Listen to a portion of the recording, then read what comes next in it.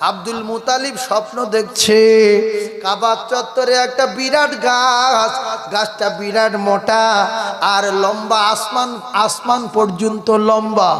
গাছটা বিরাট মোটা, লম্বা, আসমান পর্যন্ত। আব্দুল মুতালিব বললেন, আমি দেখে অবাক হয়ে গেলাম, পৃথিবী এত বড় গাছ, কি অবস্থা, এত বড় গাছ আমি দেখিনি কোনোদিন।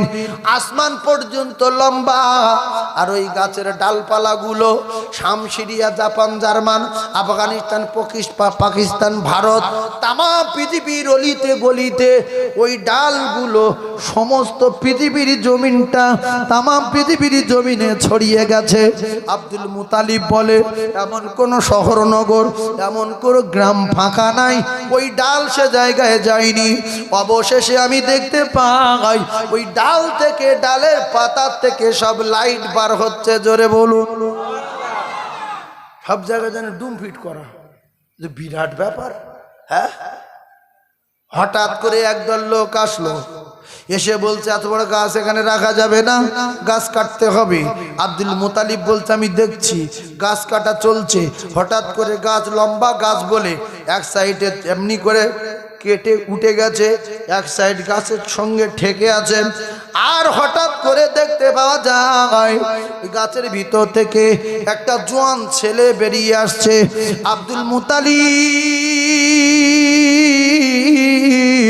আব্দুল মুতালিব বলেন, যখন ছেলেটা বাইরে বার হয়ে আসছিল, মক্কার কিছু লোকজন ছেলেটাকে মারবে বলে রেডি হয়ে ছেলেটাকে যখন মারতে যাচ্ছিল, আমি একটা আওয়াজ দিয়ে দৌড়ে গেলাম। যেই আওয়াজ দিয়ে দৌড়ে গেলাম, মারতে দেব না বলে আমি আব্দুল মুতালিব, আমার ঘুমটা ভেঙে গেল। হালকা হালকা বোঝা যাচ্ছে না কি হবে? হ্যাঁ, যারা ওয়াজ শোনা লোক বুঝতে পারছে, আর যারা একটু হালকা মাথা মোটা, ওরা ভাবে যে গাছ খাওয়ার চত্বরে কি হবে রে। কিন্তু বোঝা যায়। সকালবেলা গণকের কাছে গেলেন, গুনুনির কাছে গেলেন, যে গুনিয়ে বলার দেখি কি হয়, ব্যাপারটা কি হয়। গুনুনির কাছে যাওয়া হলো, গণকের কাছে যাওয়া হলো, আর গণক বলে, আব্দুল মুতালিব, ওই কাবার চত্বরে বিরাট বড় গাছ, ওই গাছটা জমিন থেকে আসমান পর্যন্ত লম্বা। তোমার ওই কোরাইশ বংশে একটা মহামানব জন্ম নেবে, ওই মহামানবের হাত হবে জমিন থেকে আসমান পর্যন্ত। বলছে আসমানের মালিকের সঙ্গে তার বিরাট ফিল হবে। তারপরে বলছে গাছের ডালগুলো ওখান থেকে নিয়ে পৃথিবীর অলিতে গলিতে, জলে জঙ্গলে, পাহাড়ে পর্বতের সমস্ত জায়গায়, বলছে সেই মুহাম্মদ যে দাওয়াত দেবে, কলেমার বাণী প্রচার করবে, তার তামাম পৃথিবীর জমিন পর্যন্ত, মানে হলো তামাম পৃথিবীর অলিতে গলিতে, জলে জঙ্গলে, পাহাড়ে পর্বতে, শহরে নগরে এমন কোন জায়গা থাকবে না সে জায়গায় মুহাম্মাদের কলেমা পৌঁছাবে না। জোরে বলুন, চিল্লে বলেন। বলছে গাছে লাইট কেন? বলছে ওই মহামানবের টোটাল বডিতে লাইট ফিট করা আছে, সে যেখানে রাতের বেলা যাবে সমস্ত জায়গায় আপনি লাইটে ভরপুর হয়ে যাবে। জোরে বলুন। আমার নবীর বডিতে লাইট ফিট করা আছে কি?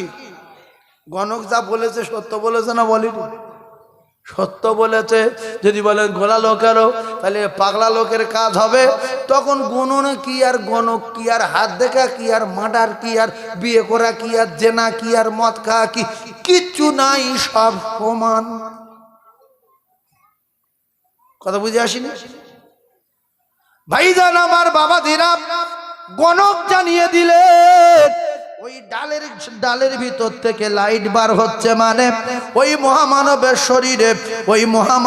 শরীরে টোটাল শরীরে ডুম ফিট করা থাকবে। রাতে দিনে 24 ঘন্টা পূর্ণিমার জ্যোতির্ময় চাঁদের মতো ঝিলিক মারতে থাকবে।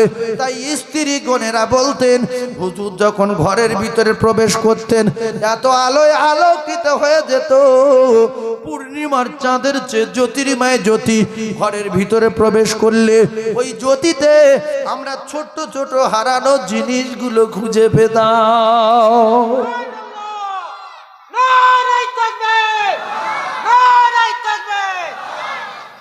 নবীর জীবনী পৃথিবীর ক নাম্বার? জোরে বলেন। সমস্ত নবীদের জীবনী, মাওলানাদের জীবনী, পীর ওলিদের জীবনী, সাহাবাদের জীবনী, সবার জীবনী, শিক্ষা, চরিত্র, আখলাক, আদর্শ, নীতি, যোগ্যতা, পাওয়ার সব যদি একদিকে রাখা হয়, আমার নবীর একার যদি অপর দিকে রাখা হয়, আমার নবীর সমস্ত দিকের পাল্লা ভারী হয়ে যায়। জোরে বলুন। ভাইজান আমার বাবা দিরাম, 12 রবিউল আউয়াল সোমবার, আজকের সোমবার দিন। একটু ভালো করে বোঝার চেষ্টা করুন। পৃথিবীর জমিনে নবী যেদিন এসেছিলেন সেই দিনটা আজকের আল্লাহর কুদরত বোঝা বড় দায়। 11 রবিউল আউয়াল পিছনে চলে গেছে, আজকের 12 রবিউল আউয়াল নবী যেদিন এসেছিলেন কিতাবে পরিষ্কার লেখা সেই দিনটা ছিল সোমবার দিন। কি দিন লিখলেন? কেন এই জায়গায় বড় বড় আলেম ওলামা আসে, এই জায়গায় তো সব কমজোরি মৌলবি আসা হয়। আশেপাশে বিরাট বড় বড় আলেম ওলামা আসে, কটা কথা মুখস্থ করে জিজ্ঞাসা করবেন নবী এসেছিল নাকি সোমবার? তাহলে হ্যাঁ। নবী যেদিন হিজরত করে মক্কা ছেড়ে মদিনায় সেদিন নাকি সোমবার? বলে হ্যাঁ। বিশ্ব নবী যেদিন মদিনায় পৌঁছেছিলেন সেদিন নাকি সোমবার? তো হ্যাঁ। বিশ্ব নবী হাবিবুল্লাহ আকায়ে নামদার তাদের মদিনার বাড়ির পাশে যেটা আল্লাহর কাবা, ওই কাবা ঘরে জান্নাত থেকে হাজরে আসওয়াদ নামের পাথরটা লাগিয়েছিলেন যেদিনে, সেই দিনটা ছিল সোমবার। আর বিশ্ব নবী হাবিবুল্লাহ দুনিয়া ছেড়ে বিদায় নিয়েছিলেন সোমবার। জোরে বলুন হ্যাঁ সুবহানাল্লাহ। নবী বিদায় নিয়েছে, সুবহানাল্লাহ। মানুষ কোথায় আসে, যা বলতে বলুন তাই বলবে। নবী মরে গেছে, কাঁধে কোথায় আচার পাতার খায়, সুবহানাল্লাহ, মানে ঠিক করেছে। নবী মরে গেছে দুঃখ করতে হয়, এই জন্য হিসাব করে ওয়াজ না শুনে শুধু যেখানে যেখানে সুবহানাল্লাহ বলা খুব কঠিন ব্যাপার। বলো নবী মরে গেছে, সুবহানাল্লাহ। তায়েফের মাঠে মেয়েরে ঝাঁঝরা করে দিচ্ছে, সুবহানাল্লাহ। চালাও চালাও, খেয়াল করে ওয়াজ শুনবেন। তাহলে এই সোমবার কটা হলো? সোমবার সোমবার কটা হলো বলে? ভুলে গেছেন? বিশ্ব নবী এসেছিলেন দুনিয়া যেদিন সেদিন সোমবার। নবী হিজরত করলেন মদিনায় যেদিন সেদিন সোমবার। বিশ্ব নবী মদিনায় যেদিন পৌঁছালেন সেদিন সোমবার। হাজরা আসওয়াদে পাথর কাবার গায়ে লাগিয়েছিল যেদিন সেদিন সোমবার। বিশ্ব নবী যেদিন দুনিয়া ছেড়ে বিদায় নিলেন সেদিন সোমবার। কটা হলো? 5টা। মনে থাকবে? মনে করে রাখবেন, কাজে লাগবে। চার দোকানে চা খাবেন আর বলবেন এই আচ্ছা নবীর জন্ম হয়েছে কি বার? তাহলে সোমবার। নবী মক্কা ছেড়ে মদিনায় গেছে কি বার? তাহলে সোমবার। হিজরত করেছে কি বার? তাহলে সোমবার। জান্নাতের পাথর কাবা ঘরে গায়ে লাগানো হয়েছে কি বার? তো বলে সোমবার।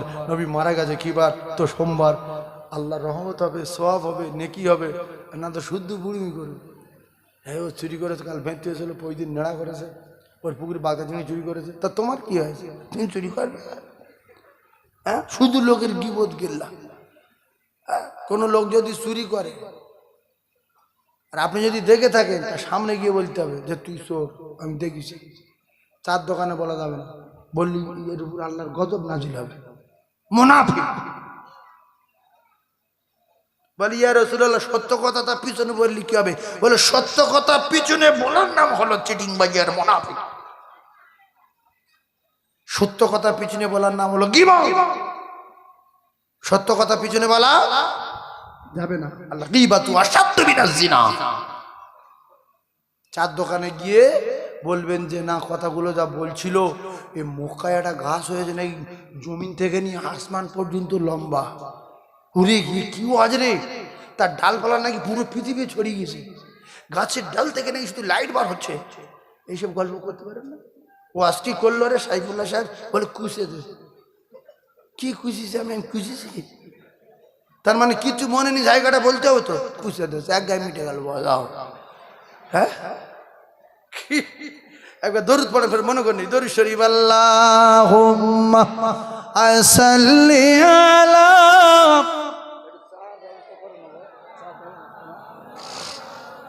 চিনি না দিয়ে শুধু আদা সাইয়্যিদিনা মাওলানা মুহাম্মদ জানি আমি রাসূলুল্লাহ নাইক ভুবনে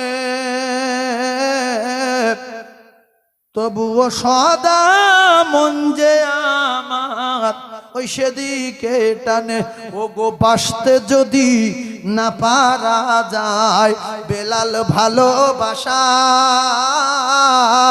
আর মরুর বুকে মিঠিয়ে কি যায় ও গো তোমার দেখার আশায় আল্লাহ হুম্মা জোরে বলেন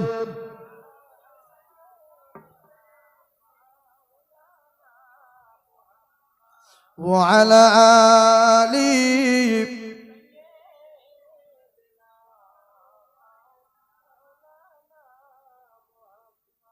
ভাই মোস্তান কি সোয়াজে কাঁদে মোস্তান সোয়াজে কাঁদে কি আরে হ্যাঁ না বলে না তো ওর কাঁদতে গেলে একটা লজ্জা লাগে না আসমানের মোস্তানের নাম ফেরেশতাদের মোস্তান আর লিডারের নাম ছিল ইবলিস ইবলিস কাদের লিডার ছিল এই যে বাবু কথাগুলো মুখস্থ করেলেন জীবনে বলতে পারবেন না শুনেলেন ইবলিস দুনিয়া ক জায়গায় কেঁদেছে তা বল জানি না তাহলে শিখে নাও বলে হবে না ইবলিস তার জীবদ্দশায় 4 জায়গায় কেঁদেছে লিখে রেখে দেন 4টে জায়গা লিখেলেন ইবলিসের যখন আল্লাহ পাক বললেন ওয়াইদ ক্বালা রাব্বুকা লিল মালাইকাতি ইসজুদু লি আদম ও মুসলমানেরা আমার আল্লাহ পাক আল্লাহ তাআলা যখন সমস্ত মালায়েকা ফেরেশতাদের মাথা নত করতে বললেন সিজদা করতে বললেন কিতাবে লেখা আমার আল্লাহ পাক জানিয়ে দিলেন ফাসাজাদু ওই বেঈমান মাথা নত করল না তার নাম কি ইল্লা ইবলিস আল্লাহ বললেন আবা ওয়াস্তাগবারা ওয়া কানা মিনাল কাফিরিন কিতাবে লেখা ওই বেঈমান ওই দিনে বিরাট কান্না কেঁদেছিল আল্লাহ লক্ষ লক্ষ বছরের ইবাদত মান সম্মান নূরের পোশাক সব ছিনিয়ে নিয়ে আপনি আমার কাফের ঘোষণা দিলেন নাম্বার 1 তাই ওইখানে বিরাট কান্না কেঁদেছিল ওয়াজ শিখেলাম দুটোটা শিখে নিয়ে বাড়ি যান ভাইজান আমার বাবা দিরা 1 নাম্বার জায়গা হলো মাথা নত করেনি বলে আল্লাহ লানত পড়েছে যখন আল্লাহ কাফের ঘোষণা দিয়েছে বিরাট কান্না কেঁদেছে এক জায়গায় দ্বিতীয় জায়গায় হলো যখন ওই বেঈমানের পৃথিবীর জমিনে ফেলে দিয়েছিল আর 3 নাম্বার জায়গা সোমবার দিন 11 রবিউল আউয়াল রবিবার দিন গত রাত আর সোমবার দিন আসার আগে রাতের আর দিনের দুঃখ কষ্ট দেব না বলে রাতের অর্ধেক দিনের অর্ধেক দিয়ে সুবে সাদেক নামে ওই সময়টা যখন রাসূলুল্লাহর মা প্রসব করলেন কলিজার টুকরারা আমেনা জানিয়ে দিলেন আমার শরীর থেকে একটা লাইট এমন জ্যোতির্ময় লাইট বার হয়ে গেল ওই লাইটটা সোজা আসমানের দিকে উঠে গেল আমি আমেনা ওই লাইটের জ্যোতিতে আমি আমেনা মক্কাতুল মুআজ্জামা জমিনে বসে বসে সুদূর শাম সিরিয়ার প্রাসাদগুলো দেখতে পেয়েছিলাম একটু জোরে বলেন সুবহানাল্লাহ শুধু তাই না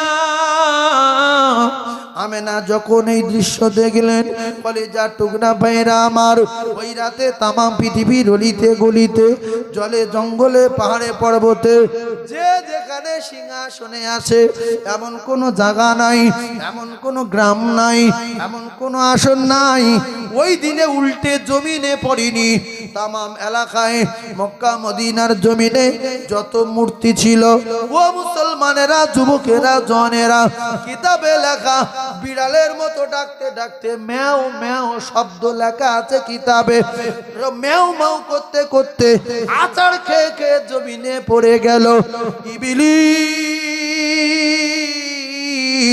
তামাম পৃথিবীর জমিনটা তোড়ফোড় করে ঘুরলেন, কোথাও কিছু পেলেন না। অবশেষে আবু কোবাসের ঢালে বসে দেখতে পায় দোজাহানের বাদশাহ আমেনার কোলে পৌঁছে গেছে। ওই দৃশ্য দেখে ডুগরে কেঁদে উঠেছে, আমার চাকরি শেষ, আমার মাথায় বাজ পড়েছে, আর জেনা করাতে পারবো না, মদ খাওয়াতে পারবো না, ডাকাতি করাতে পারবো না, আর কিচ্ছু হবে না। এসে গেছে আমেনার কোলে দোজাহানের বাদশাহ, আমার সব শেষ হয়ে গেল, আমার সব শেষ হয়ে গেল। ইবলিসের কাকুতি মিনতি দেখে ইবলিসের চামটারা বলছে, হুজুর আপনি কাঁদছেন কেন? বলছে আর কোনো কায়দাবাজি চলবে না, আমেনার কোলে এসে গেছে দোজাহানের বাদশাহ, আর কোনো কায়দা চলবে না বলে তাই কাঁদি। ইবলিসের চামটারা বলল, হুজুর আপনি কাঁদবেন না, কাঁদবেন না, আমরা জেনা যে হারে করাতাম, চালিয়ে যেতাম, সেই হারে যদি না পারি 10টার জায়গায় 2টো তো পারবো, মার্ডার 20টার জায়গায় 1টা তো পারবো, সুদ 20টার জায়গায় 2টো তো পারবো। ও কলিজার টুকরারা, সেই জাহিলিয়াতের যুগ ঘুরে আসলো, 100টার ভিতরে 95টা মুসলমানের বাড়ি সুদ শুরু হয়ে গেছে।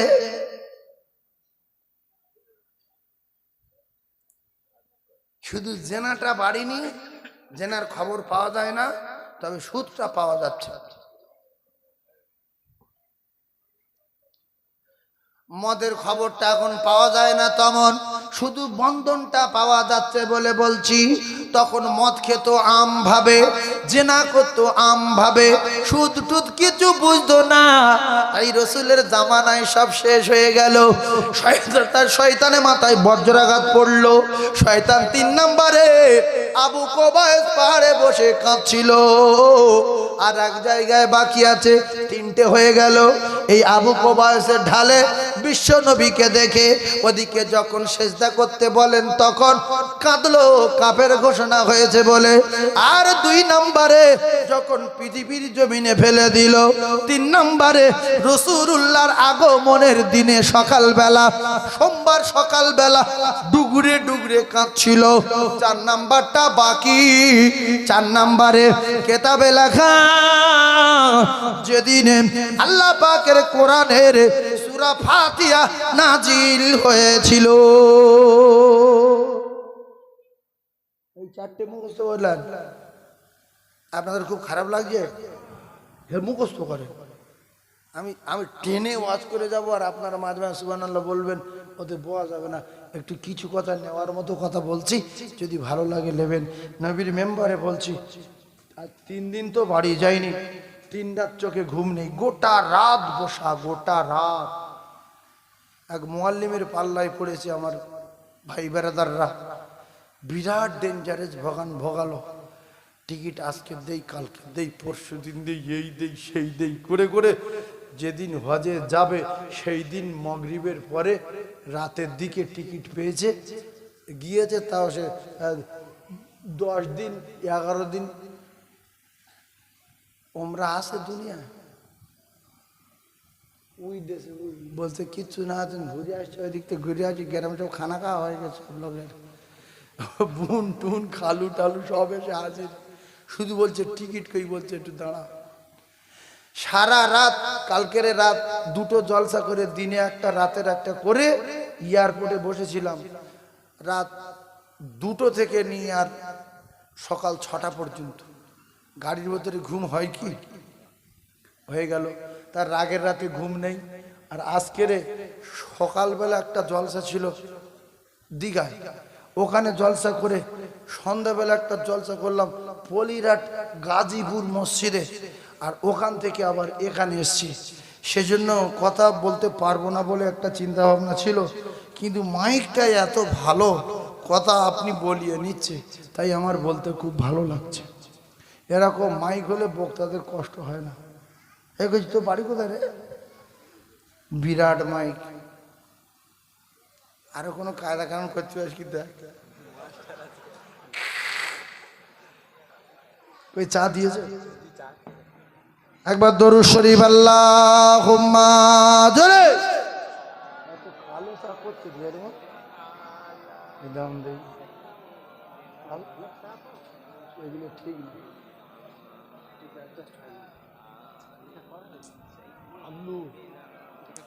আচ্ছা হোক, যা হয়ে গেছে কিছু রাত্রি। পূর্ণিমার ওই চন্দ্র জলে ওই মায়া মিনার কোলে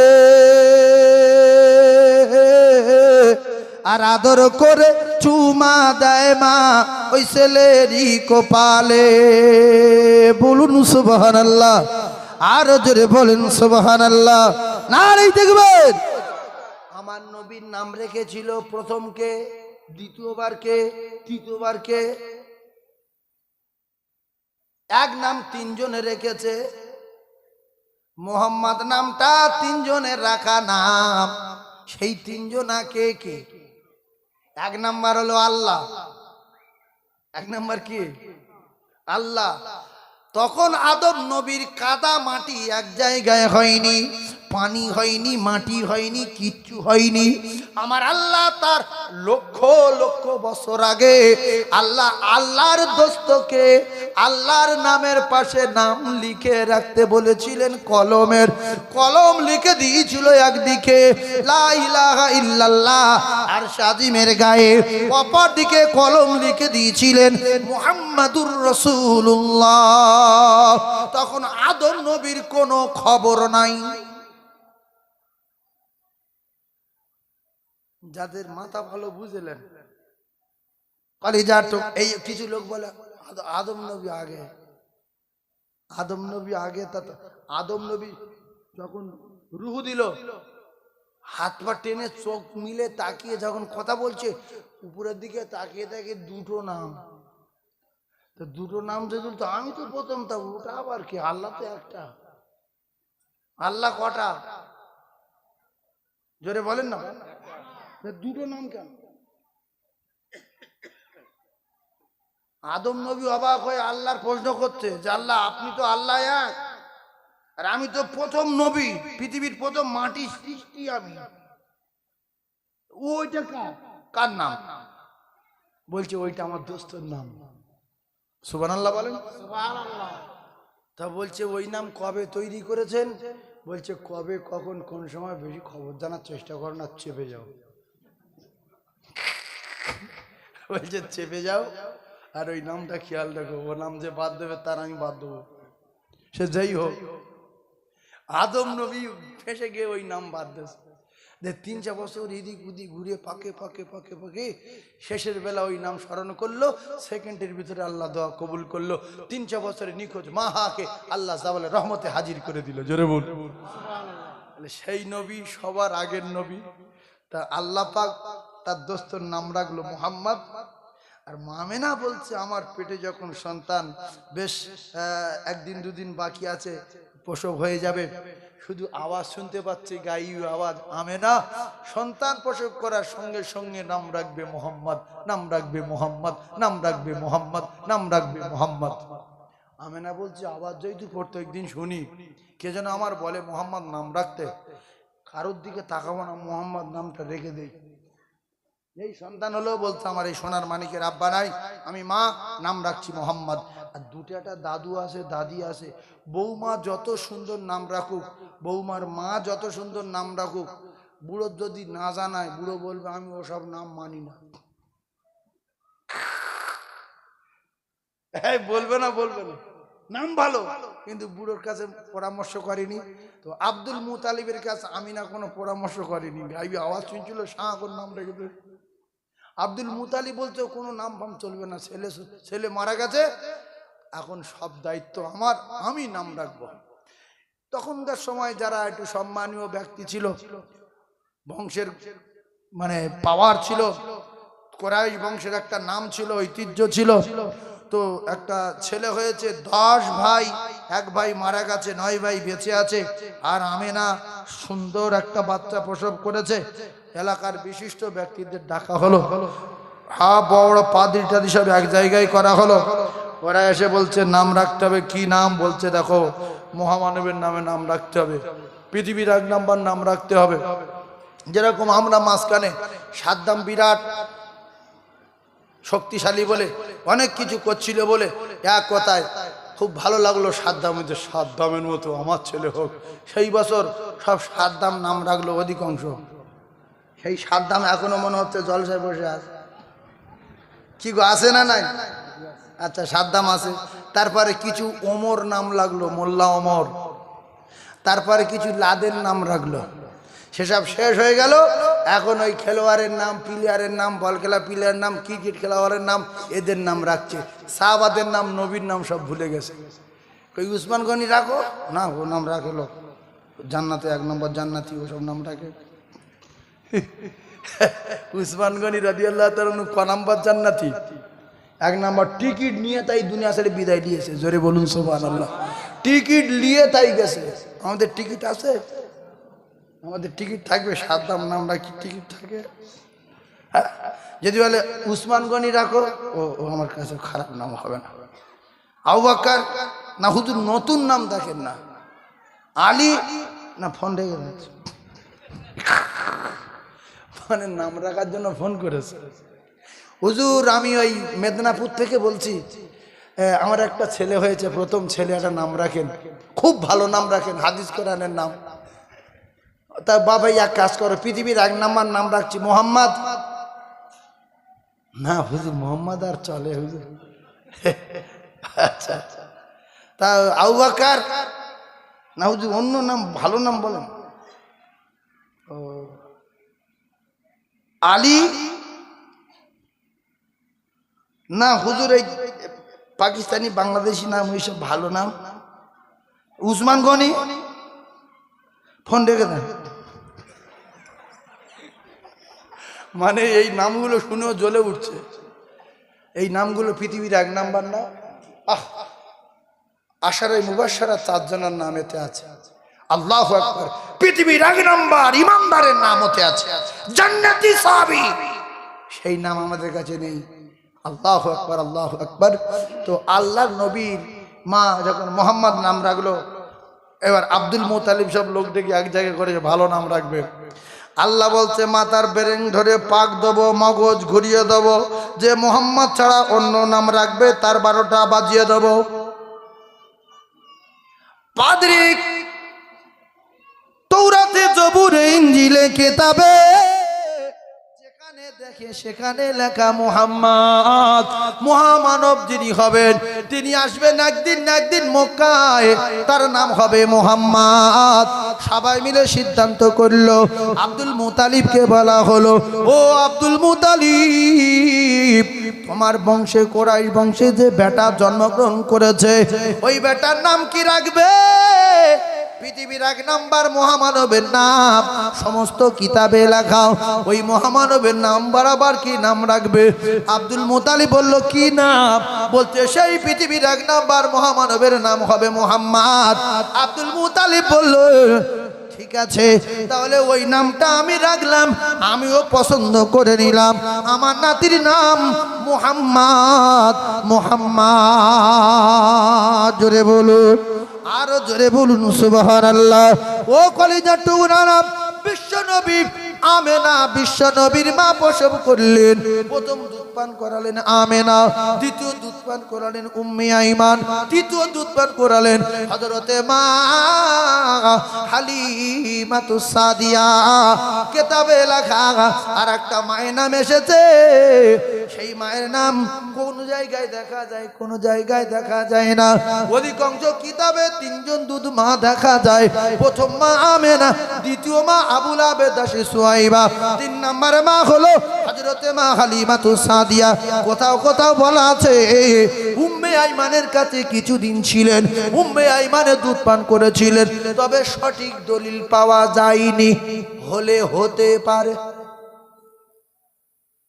ভাইজান আমার বাবা দিরা, খুব ঠান্ডা মাথায় বোঝার চেষ্টা করুন।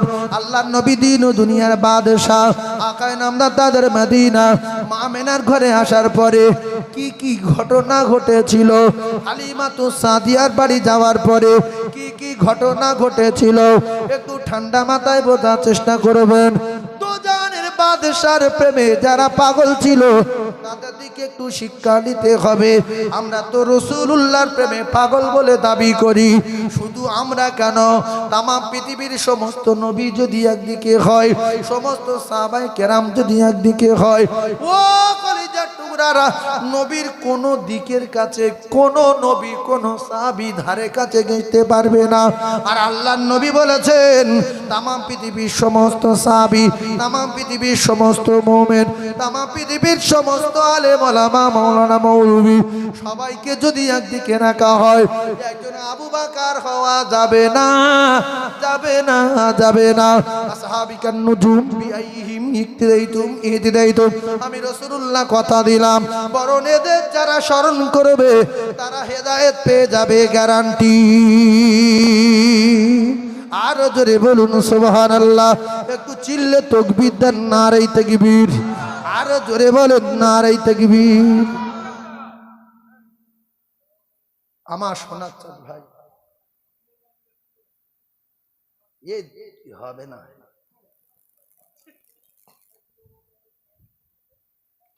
ভাই। বিরিয়ানি 12 হাঁড়ি বিরিয়ানি বর্ষার সময় আল্লাহ পাক আপনাদের রিজিকে রেখেছে, আর মাল রেডি হয়ে গেছে। যদি বেঁচে থাকি তো সবাই খাবো ইনশাআল্লাহ।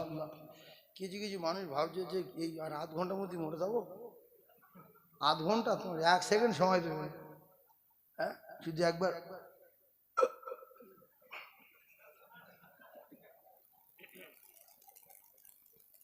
বলছে আমার দাদু আমার উরতের উপর মাথা দিয়ে মারা গেছে। দাদুর মাথা কোথায়? উরতে। বলছে আলেম ওলামারা ওয়াজ করে মৃত্যুর বিরাট যন্ত্রণা, কিন্তু আমার দাদু আমার উরতে মাথা দিয়ে মরে যাওয়ার সময় বলছে লা ইলাহা ইল্লাল্লাহ মুহাম্মাদুর রাসূলুল্লাহ বলে একটা ঢেকুর উঠলো, ঘুমিয়ে গেল। তোমার দাদুর ডাকো আর জিজ্ঞাসা করো যে ঢেকুরির গুঁতো কত। ঢেকুর উঠেছে জিজ্ঞেস করো। কেতাবে লেখা, ঈসা নবীর মাকে জিজ্ঞাসা করলেন, ঈসা নবী কবর থেকে তুলে, ও মা মরিয়াম, মা কবরে কেমন আছেন? মা মরিয়াম বলল, বাবা বিরাট ভালো আছি। কিন্তু কিন্তু কি গো মা? বলছেন যেদিন মৃত্যুর কবলে পড়েছিলাম সেদিনকার ব্যথা বেদনার যন্ত্রণা আজও আমার গলদেশ থেকে যায় না। যত বড় পীর হোক মৃত্যুর যন্ত্রণা হবেই হবে, গ্যারান্টি, গ্যারান্টি, গ্যারান্টি। আর যদি বলে আমি শুধু পীর না নবীর টপকে দিয়েছি, তাহলে তার নাও হতে পারে। আচ্ছা, নবীর কেউ টপকাতে পারবে? একটা কাজ করলে টপকানো যেতে পারে, যদি মায়ের পেট থেকে পড়ে কোরআন মুখস্থ করে মাওলানা মুফতি কমপ্লিট করে সুন্দরবন জঙ্গলে চলে যায়, তাহলে হালকা টপকালে টপকাতে পারে, নাকি বলে? তাহলে তাও যদি না হয়, তুমি যত দরের আলেম হও, যত দরের মুহাদ্দিস হও, যত বড় আল্লাহর ওলি হও, দোজানের বাদশার মৃত্যুর সময় কষ্ট হয়েছে। রাসূলুল্লাহ নিজেই বলেছেন, আজরাইল আমি অর্ডার দেওয়ার সঙ্গে সঙ্গে তুমি কি আমার বুকের উপরে পাহাড় চাপিয়েছ? ও ভাইরা বাবাদিরা, রাসূলুল্লাহ যদি কষ্ট হয়, রাসূলুল্লাহর আগে গুনাহ ছিল না, বিশ্বনবীর পিছে গুনাহ ছিল না, নবী আমার বেগুনা। সেই নবী যদি বলে কষ্ট হচ্ছে, মৃত্যুর যন্ত্রণা সবার হবে না, হবে না। যদি বলে তাহলে হাদিসে আছে যে ইমানদার হবে মায়ের কোলে বাচ্চা দুধ খেতে খেতে ঘুমিয়ে যাবে, ঘুমিয়ে যাবে, তবু হালকা হবে। সেটা এমন হবে, সে যার হবে সেই বুঝবে যে গুঁতো কত। তবে একটা কথা আমি আপনাদেরকে শিখিয়ে দেই, ওই কোরআন শরীফে ও মুসলমানেরা, আপনারা শুনেছেন আয়াতুল কুরসি বলে একটা ছোট্ট মাঝখান থেকে কিছুটা আয়াত আছে না, আছে না? লোক বলে আতাল কুরসি সুরো, আতাল কুরসি সুরো নাকি? যাই হোক, যে যে ভাষায় বোঝে, ওইটা যদি আয়াতুল কুরসিটা যদি প্রত্যেক দিন ফরজ নামাজের পরে, আমি একটা কথা বলি শোনেন, আমাদের এই কিছু ইমাম সাহেব আছে, রাগ করবেন না, এদের মাইক সহসা মিডিয়া গন্ডগোল বাজাতে পারে, বাধা তো এরা সালাম ফিরলো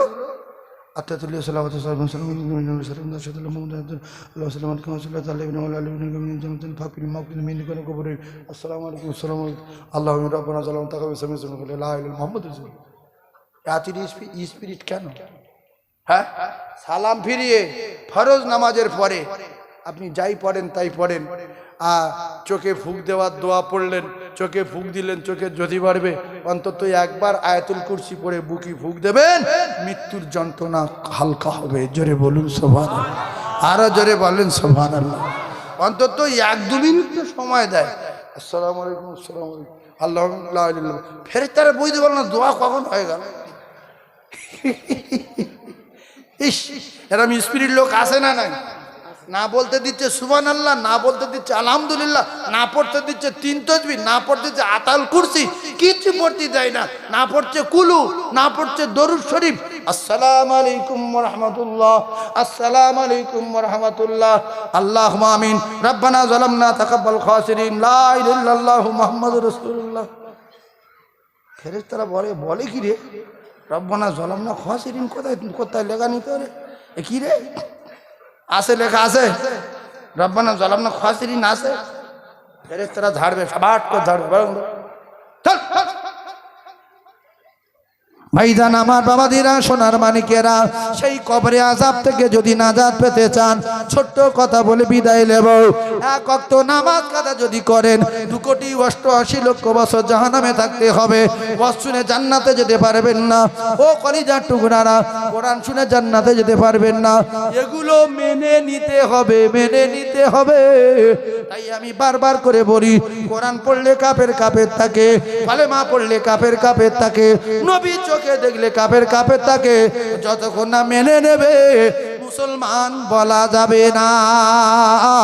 শেষের দিকে একটা কথা মুখস্থ করে নেন, 5 ওয়াক্ত নামাজ পড়েন, জুমার নামাজে গিয়ে কাঁদেন, আল্লাহর দরবারে হাত তুলে বলেন, আল্লাহ গো আমি গুনাহগার। ও ভাবিরা, খালারা, আল্লাহ হিন্দি যেরকম বোঝে, বাংলা সেরকম বোঝে, উর্দু যেরকম বোঝে, ইংলিশ সেরকম বোঝে, হিন্দি সেরকম বোঝে, ফার্সি সেরকম বোঝে, এমন কোন ভাষা নাই সেই ভাষা আল্লাহ বুঝতে পারে নাই। আপনি বাংলায় বলবেন, আল্লাহ আমি জাহান্নামে যাব না, আল্লাহুম্মা আজিরনা মিনান নার বলতে হবে না। ও জ্ঞানী ভাইরা, বোঝার চেষ্টা করুন, আল্লাহুম্মা আদখিলনাল জান্নাহ, এটা আপনার বলতে হবে না। আপনি বলবেন, আল্লাহ আমি জাহান্নামে যাব না, কিতাবে লেখা জাহান্নাম। আল্লাহর কাছে বলবে, আল্লাহ আপনার ওই বান্দিটা আমার দেখে বিরাট ভয় করত, ওই বান্দির আমি জাহান্নাম আমার ভিতরে দেবেন না, ওরে জান্নাতে দিয়ে দেন, শুধু আমার জন্য কাঁদতো, আল্লাহ আমি জাহান্নামে যাব না। আল্লাহুম্মা আজিরনা না, আল্লাহুম্মা আজিরনা মিনান নার। আপনি আরবি বলতে পারবেন না, আপনি বলবেন, আল্লাহ আমি জাহান্নামে যাব না। আল্লাহুম্মা আদখিলনাল জান্নাহ, আপনি বলতে পারবেন না, আপনি বলবেন, আল্লাহ আমি জান্নাতে যাব, আমি জান্নাতে যাব। বাংলা ভাষায় তো এতটুকু যদি বলেন, কিতাবে লেখা ওই জান্নাত আল্লাহর দরবারে মুখ করবে, আল্লাহ আপনার এই বান্দা প্রত্যেকদিন শুধু বলতো জান্নাতে যাব, জান্নাতে যাব, জাহান্নামে যাব না। আমি জান্নাত আপনাকে জানিয়ে দিলাম, ওই বান্দাটা আমার ভিতরে দিয়ে দেন, জাহান্নামে দেবেন না। জোরে আরো জোরে বলুন। এই জন্য বাংলাতে মসজিদে গিয়ে কাঁদবেন, আল্লাহ জাহান্নাম থেকে আমার বাঁচান, আর আপনার দয়ার জান্নাতে আমারে দেন। এটা বলা যাবে না? যাবে না। আর একটা কথা বলবেন, যে সমস্ত ভাইরা কষ্ট করে বসে আছেন, ও ভাবিরা, খালারা, একজন লোক নামাজ পড়ে, 70 বছরে 3 বার জুমার নামাজ পড়েছে। এই 70 বছরে জুমার নামাজ কবার পড়েছে? ভালো করে ওয়াজ বুঝলেন? কোটি নয়, মোবাইলে চলে যাচ্ছে। 70 বছরে 3 বার জুমার নামাজ পড়েছে, 70 বছরে 70টা রমজান পেয়েছে, তাদের 3টে রোজা রেখেছে। 3টে তারাই পড়তে গেলে 2টো পড়েছে, একটা হাফ পড়ে চলে গেছে, আর নামাজ কালাম পড়িনি। কিন্তু মান ক্বালা লা ইলাহা ইল্লাল্লাহ মুখলিসান ইখলাসের সাথে কলেমা পড়েছিল, বাকি ওই 3 বার নামাজ পড়ে দান ভালো করতো, মা বাপের সেবা করতো ভালো, চিটিং করতো না, মদ গাঁজা তাড়ি নাড়ি উমুক তুমুক করতো না, লোকটা ভালো। এদিকে কলমা পড়া, ওদিকে 3 বার নামাজ পড়া, ওদিকে রমজান মাসে 3টে রোজা রাখা, 2.5টা তারাবি পড়া, সব মিলিয়ে নেকি হয়েছে 1 গ্রাম। সব মিলিয়ে নেকি কত? 1 গ্রাম। 70 বছরের আমল, এবাদত, দান ধ্যান, বাম্মা সেবা, আর 3 দিন জুমার নামাজ, আর 2.5 দিন তারাবি, আর 3টে রোজা। ভালো করে ওয়াজ মুখস্থ করে নেন। অনেক মানুষ ভাবছে হয়তো কি বলছে, 1 মিনিট পরে বুঝতে পারবেন কি বলছি। ও সোনার চাঁদেরা, এই এতটুকু আমল করে 70 বছরে নেকি তৈরি করেছে 1 গ্রাম। এইবারে ওর ভিতরে মদ তাড়ি জুয়া নামাজ কাজা গাঁজা লোকের বিউজ্জুতি উমুক তুমুক সব মিলিয়ে ধরে গুনাহ হয়েছে 500 কোটি টন। গুনাহ কত? এখন ওই লোকটা শুক্রবার দিন মারা গেছে, কাফের মরেছে না ইমানদার মরেছে? আরে কথা বলে না তো, কাফের। এই কথা সাবধানে বলতে হবে। ও যদি কাফের না হয় আপনি কাফের হয়ে যাবেন, সাঁ করে কাফের। তাহলে ইমান আছে 1 গ্রাম, ওই ব্যক্তি মুমিন মরেছে। গুনাহ বেশি নেকি কম, গুনাহ বেশি নেকি কম। কাফের না, ও কাফের আলাদা, গুনাহগার আলাদা। রাসূল বলেছে যাররা পরিমাণ ঈমান নিয়ে মরলে মাছ ধরে খেয়ে পুড়ে টুড়ে একদিন না একদিন জান্নাতে যাবে। জোরে বলুন, আরো জোরে বলেন।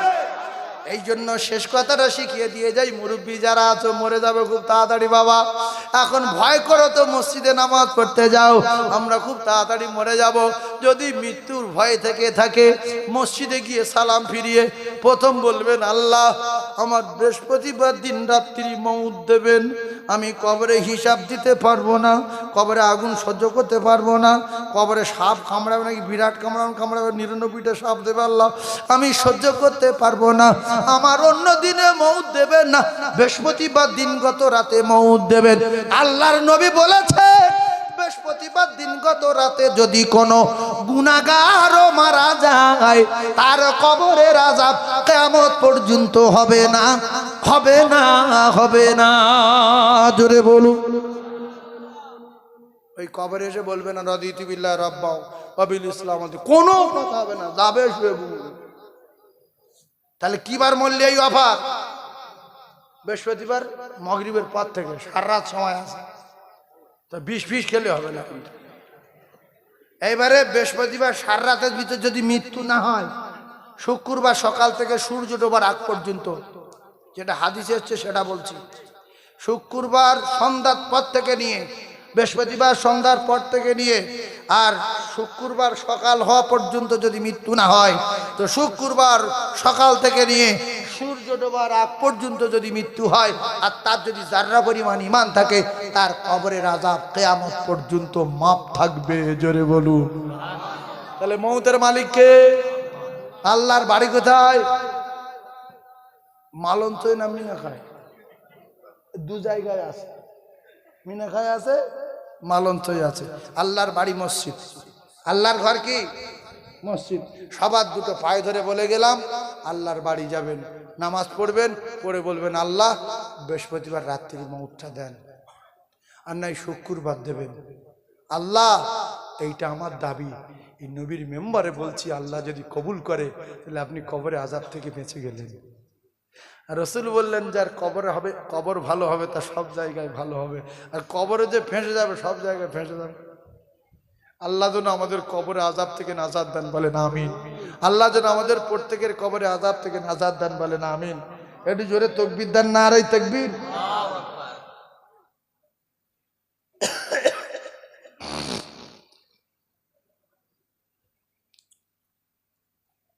আমি এইবারে দোয়া করার আগে হালকা একটু টাচ দেবো কালেকশনে। এবছর ওই 5,000 6,000 টাকা বলবো না, 1 বস্তা বিরিয়ানির চাল আমি আপনাদেরকে বলবো। এই কচি কে রে হাত তুলছে বাবু? কে বাবু? ওই পিছনে কে বাবু?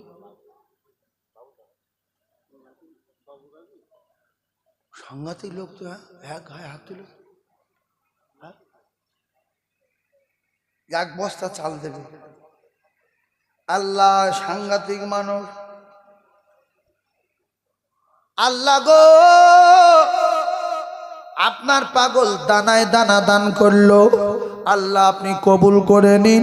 আল্লাহ ভাইয়ের হায়াতে বরকত দিন। দেখো প্রথম দাতা, দেখো সেই সামনে বছর দেবে। এখন কি হবে? পোকা লাগবে, এখন দেবেন না।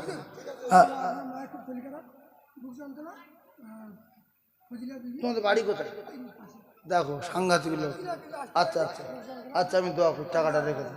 আল্লাহ, এক বস্তা চাল, 2 নম্বরে একজন এক বস্তা চাল দেবেন বাবা। না, যদি কেউ এক বস্তা দিতে পারে, 25 কেজি, 25 কেজির দাম কত হলো? 2000। 2000 এক বস্তা চাল দেবেন 1 বছর পরে। যদি কেউ দিতে পারে দেবে, ওই ভাই যেরকম দিল। আচ্ছা, এই 1 বস্তা চাল দেওয়ার মতো আর কেউ আছে কি? 10 কেজি প্যাকেট আছে? হ্যাঁ, 3 মানে কি? সব বসুকে 3 নাম। হ্যাঁ, 3 নাম শুনলে জীবন শুরু করছি। 3 নাই। কত 10 কিলো চালের দাম? 1000 টাকা। আচ্ছা, 10 কেজি করে বিরিয়ানির চাল দেন, 1000 টাকা করে দাম, ওই 900 টাকা নেবে। তো 1000 টাকা করে 10 কেজি করে বিরিয়ানির চাল। আমাদের মাওলানা সাহেবের যেভাবে সিরিয়াল করেছে সেইভাবে কালেকশন করব। 10 কেজি বিরিয়ানির চাল বলেন।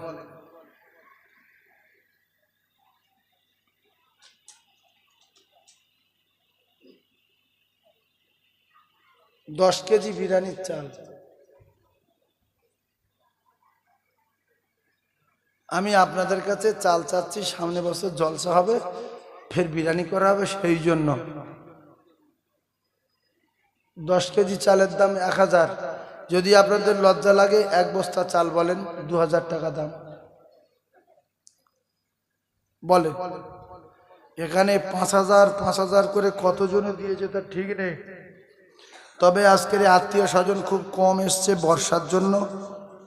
মাহফিল এখান থেকে ভরা জাম হয়ে গেটের ধারে ফুল প্যাক জাম, বিরাট অবস্থা হয়ে যায়। এবছরে একটু লোক কম হয়েছে প্রচণ্ড বৃষ্টির কারণে।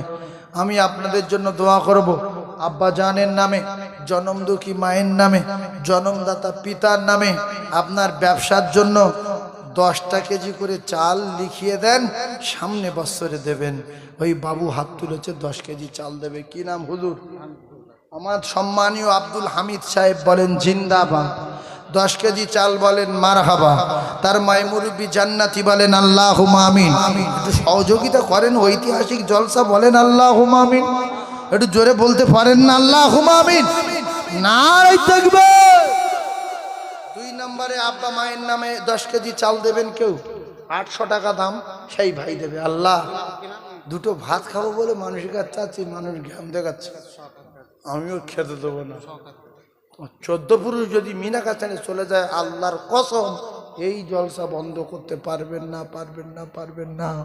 অনেক মানুষ অনেক জলসায় চাঁদা দেয় না, কিন্তু জলসা যখন হয়ে যাচ্ছে, বিরাট চাঁদা উঠছে, তখন মন খারাপ হয়, কারা দিল রে, কি জন্য দিল বলতে দেখি। সারা জীবন লোকের ঠকাতে গেলে নিজের ঠকতে হবে, লোকের ফাঁসাতে গেলে নিজের ফাঁসতে হবে, অন্যের জন্য গর্ত খুললে নিজেকে গর্তই পড়তে হবে। ইঁদুর মারার জন্য কারেন্ট দিয়েছে, দেখা গেল নিজের ছাগলটা পড়ে মরে গেছে। নিজের ছাগলকে ও বাগানে ঘাস খেতে গিয়ে পড়ে একবার চা করে 7000। লোকের ক্ষতি করলে নিজের ক্ষতি হবে। আবু জেহেল নবীর জন্য গর্ত খুলে নিজে পড়ে জীব বেরিয়ে গেল। বলছে ভাইপো তুলে কলমে এক গায়ে পড়ে লেছি জীবনের মতো, তুলে দেয়। নবী সরল মনের মানুষ, তুলে বলছে চাচা পড়ো। বলছে না। কেন না, তুই আগে জানতুম আসমান পর্যন্ত হাত, এখন দেখি তো পাতাল পর্যন্ত হাত রে। তুই পুরো জাদুকর। বলছে আমি জাদুকর না। বলছে হয় তো চাষি এত দড়ি ফেলে, দড়ি নিচে ঠাঁই খায়নি, তুই হাতগুলো টেনে তুলছি মানে কি? ফুল জাদু। আসলে যে জাহান্নামে যাবে তার কোনো বাপ ঠকাতে পারবে? জাহান্নামে সর্দার হবে, ওর মাথায় বজ্রাঘাত পড়বে, ওর কপাল আগুন লাগবে, সাপ পোকামাকড় ছিঁড়ে খাবে। এখন প্রত্যেকটা মানুষ আবু জেলের বাড়ি গিয়ে পায়খানা করার বসে বসে গালাগালি দেয়, যেই সেই বেঈমানের ঘর। আমার নবীর অত্যাচার করেছে, নবীর মেরেছে। আল্লাহু আকবার, আল্লাহু আকবার। আমার কলিজার টুকরারা, বিশ্ব নবী বলেছেন যারা দেবে তারা আমার আল্লাহ পাকের দোস্ত হয়ে যাবে। আর একজন কি আছে 10 কেজি চাল দেবে? বা ব্যবসায়ী, যুবক, তরুণ, সোনার মানিক, 800 টাকা করে দাম। একটু তাড়াতাড়ি বলেন 10 কেজি করে চাল।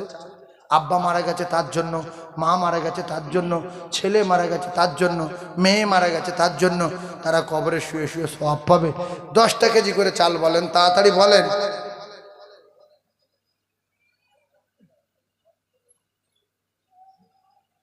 ও হুজুর, এই 10 কেজি বললে এখনকার জামানায় ধনী লোক